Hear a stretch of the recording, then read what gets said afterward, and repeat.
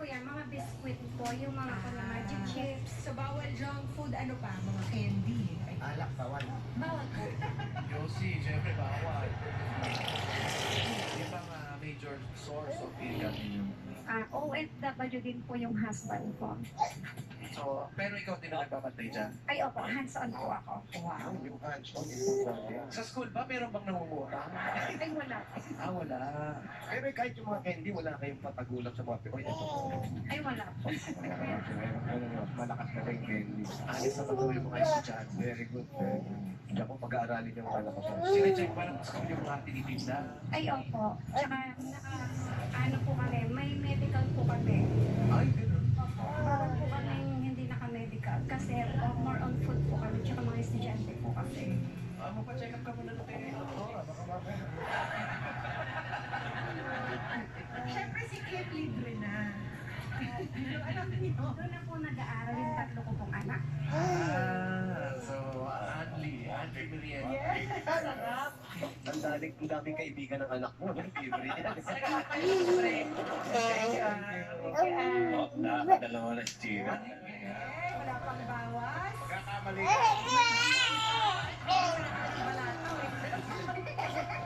Wala pa nakaka-perfect din. Tingnan natin. Clarice. Clarice. Clarice. Ikaw naman, may business ka ba? Yes po. Uy. Kumusta ang business? So far, so good. Wow, so far. Malayo yan. Malayo yan. Dirty. Malayo. Dirty. Tama ba si Gina? Dirty, ha?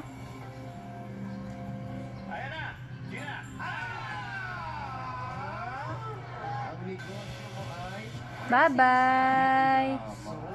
Bye-bye. Sailor. So up there. Zay. Groceries. Nagsimula ko Dirty sa lagi. grocery, tapos groceries na po. Grocery na talaga. Nakaka-LL. Nag-start po 4 years ago, nasa 1M po. Ang puhunan. Hindi. Lahat po. Sa Lahat. grocery na yun. Hindi, kala ko sa sari-sari store ka nag-start. Hindi po. Sa grocery nyo ba, merong ding nangungutang?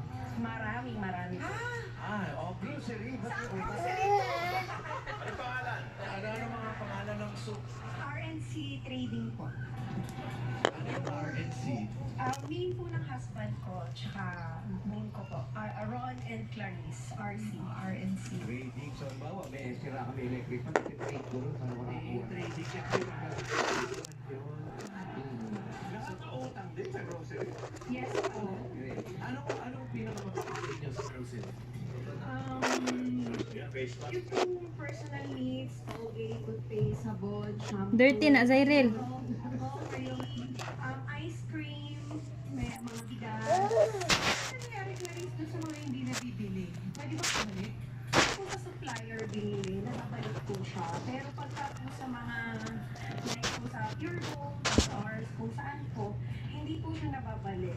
Kasi po, ano na eh, sa inyo na po tumagal. Hindi na, parang retail lang sila eh. Mabalik tayo sa utang. Magkano yung pinakamalaking na utang sa inyo? Isang tao po, nasa 17,000. Ano yung mga 17 yun? Hindi isang araw na yun. At ano po, po siya. Tindahan yun. Siya yung kuha para meron. Wala po, wala. Friend nila. Paano yun?